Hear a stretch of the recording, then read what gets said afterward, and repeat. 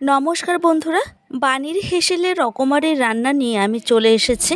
আমার চ্যানেলে আপনাদের সবাইকে স্বাগত জানাই। এই গরমে আমাদের প্রত্যেকেরই স্বাস্থ্যের কথা মাথায় রেখে একটু হালকা পাতলা খাবার খাওয়া উচিত। আজকে সেরকমই একটা পদের রেসিপি নিয়ে আপনাদের সামনে হাজির হয়েছি। চলুন তবে রেসিপিটা শুরু করা যাক। এই রেসিপিটা তৈরি করার জন্য আমি এখানে লেজা সমেত 6 পিসের মতো মাছ নিয়েছি। ভালো করে ধুয়ে নেওয়ার পর মাছগুলিকে এখন একটু ম্যারিনেশন করব। তার জন্য দিয়ে দিচ্ছি হাফ টিস্পুন নুন আর হাফ টিস্পুন হলুদ গুঁড়ো। এখন নুন আর হলুদ দিয়ে মাছটাকে আমি এভাবে ভালো করে মেখে নিচ্ছি। এখানে মাছটা ভালো করে মেখে নেওয়া হয়ে গেল।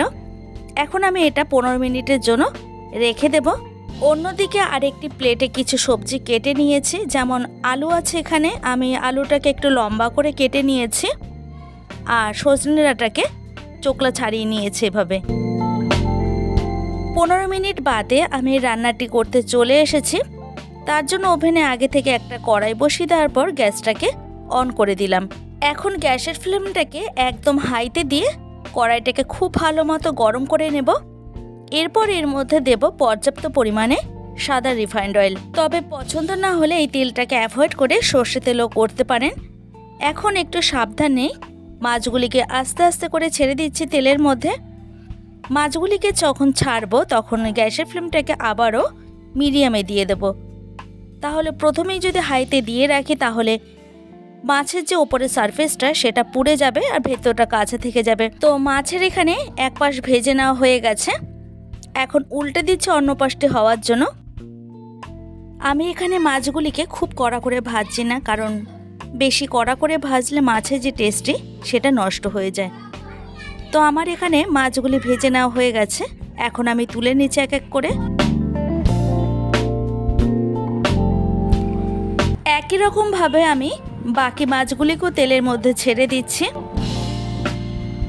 প্রত্যেকবার মাছ ভাজার ক্ষেত্রে আমি মিডিয়াম ফ্লেমে গ্যাসটাকে দিয়ে মাছগুলিকে ভেজে নেব। তো আমার এখানে এক পাশ ভেজে নেওয়া হয়ে গেছে। এখন উল্টে দিচ্ছি অন্য পাশটি ভাজা হওয়ার জন্য। এই রেসিপিটা অনেকেই অনেক রকমভাবে করে থাকে, তবে আমি যেভাবে সহজভাবে রান্নাটি করি সেটাই আজকে আপনাদের সাথে শেয়ার করছি। তো আমার এখানে মাছগুলি ভেজে নেওয়া হয়ে গেছে, তুলে নিচ্ছি এখন। দেখুন মাছগুলিকে আমি ঠিক এই রকম লাল করে ভেজে নিয়েছি।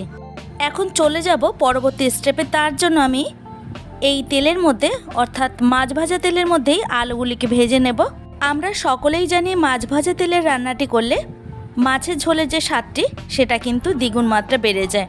এখন আলুগুলিকে এভাবে একটু নেড়ে চেড়ে নেব 2 থেকে 3 মিনিটের মতো। তারপর একটা লিড চাপা দিয়ে দিচ্ছি আরও 3 মিনিটের মতো। এইভাবে তেলে যদি ভেজে নেওয়া যায় আলুগুলিকে তাহলে কিন্তু খুবই ভালো লাগে খেতে। তো আমার এখানে আলুগুলি ভেজে নেওয়া হয়ে গেছে, এখন তুলে নিচ্ছি। এখন এই তেলের মধ্যে দিয়ে দিচ্ছি ফোড়নে হাফ টিস্পুন গোটা জিরে। এরপর এর মধ্যে অ্যাড করছি একটা পেঁয়াজ কুচি। এখন পেঁয়াজটাকে 1 থেকে 1.5 মিনিট ভেজে নেওয়ার পর যাতে পেঁয়াজটা খুব সহজে নরম হয়ে যায় তার জন্য দিয়ে দিলাম স্বাদ অনুযায়ী নুন। এখন নুনটাকে এই পেঁয়াজের মধ্যে খুব ভালো করে মিশিয়ে নেওয়ার পর বাকি যে মশলাগুলি আমি বেটে রেখেছি সেগুলি আমি এক এক করে এর মধ্যে দিয়ে দেব। আমি এই সময় আঁচটাকে একদম কমিয়ে রেখেছি। দিচ্ছি 1 টিস্পুন আদা বাটা। এখানে 4টা কাঁচা লঙ্কা আমি বেটে রেখেছি বাটের মধ্যে। আর দিয়ে দিচ্ছি হাফ টিস্পুন হলুদ গুঁড়ো, 1 টিস্পুন জিরে গুঁড়ো, আর দেবো half teaspoon Kashmiri red chilli powder. এটা কালারের জন্য দিলাম। এখন সমস্ত উপকরণগুলিকে এভাবে একটু খুব ভালো করে মিশিয়ে নেব। আমি এর মধ্যে ধনে গুঁড়োটা ব্যবহার করছি না, তবে যদি কারোর ভালো লাগে সেক্ষেত্রে কিন্তু ধনে গুঁড়োটা দিতে পারেন। এখন মশলাটাকে এভাবে 3 থেকে 4 মিনিটের মতো খুব ভালো করে কষিয়ে নেওয়ার পর সামান্য পরিমাণে জল অ্যাড করছি যাতে নিচে থেকে না ধরে যায় মশলাটা। এখন আবারও 2-3 মিনিটের মতো খুব ভালো করে কষিয়ে নেওয়ার পর যখন মশলাটা থেকে তেলটা ছাড়বে তারপর এর মধ্যে দিয়ে দেব সজনে ডাঁটাগুলি।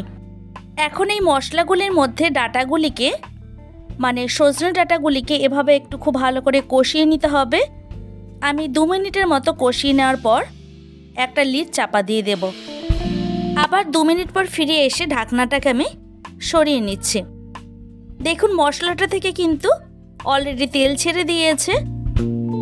এখন আমি এর মধ্যে দিয়ে দিচ্ছি ভেজে রাখা আলুগুলিকে।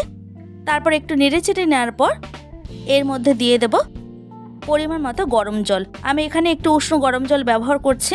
যে কোনো রান্নার ক্ষেত্রে যদি একটু উষ্ণ গরম জল ব্যবহার করা যায় তবে রান্নার টেস্টটি কিন্তু অনেকটা মাত্রায় বেড়ে যায়। এখন আমি গ্যাসের ফ্লেমটাকে একদম হাইতে দিয়ে দেব, যেহেতু আমার এখানে গরম জল আছে আর আলুটা অলরেডি আমার সেদ্ধ হয়ে গেছে, ভাজতে ভাজতে সেদ্ধ হয়ে গেছে। দেখুন এখানে ঝোলটা খুব ভালো মতো ফুটে উঠেছে। এখন আমি এর মধ্যে ভেজে রাখা মাছগুলিকে এক এক করে দিয়ে দেব। তারপর এভাবে একটু ভালো করে নেড়ে চেড়ে নিতে হবে। এই গরমে দুপুরের লাঞ্চই হোক বা রাতের ডিনারই হোক, যে কোনো সময় এটা গরম গরম ভাতে খেতে কিন্তু খুবই ভালো লাগবে। আমার এখানে আলুগুলি আর সজনে ডাঁটাটা কিন্তু খুব ভালো মতো সেদ্ধ হয়ে গেছে। আবার একটু ঢেকে রেখে দিচ্ছি ঝোলটাকে একটু ঘন করার জন্য। তো আমি এখানে লিড চাপা দিয়ে দিয়ে রান্নাটা করে নিচ্ছি। তবে বারবার আমি বলছি না, আমি একটু চেক করে দেখছি নুনটা কত দূর। তো আমার নুনটা কম মনে হলো, তাই আমি আরও হাফ টিস্পুন নুন অ্যাড করছি। এখন নুনটাকেই মাছের ঝোলের মধ্যে এভাবে একটু ভালো করে মিশিয়ে নেওয়ার পর স্ট্যান্ডিং টাইমে 2 মিনিটের মতো আমি ঢেকে রেখে দেব। এখন গ্যাসটাকে অফ করে দিয়ে 2 মিনিট বাদে আমি ফিরে এসে সার্ভ করে দেখাচ্ছি। তৈরি হয়ে গেল দারুণ স্বাদের একটা রেসিপি। যদি আমার চ্যানেলে এই রকম আরও নিত্য নতুন ভিডিও পেতে চান তাহলে অবশ্যই আমাকে কমেন্ট করে জানান। আপনাদের একটা লাইক আর একটা কমেন্ট আমাকে আরও এগিয়ে নিয়ে যেতে সাহায্য করবে। ভালো থাকবেন প্রত্যেকেই। আবার দেখা হবে অন্য কোনো ভিডিওতে। ধন্যবাদ।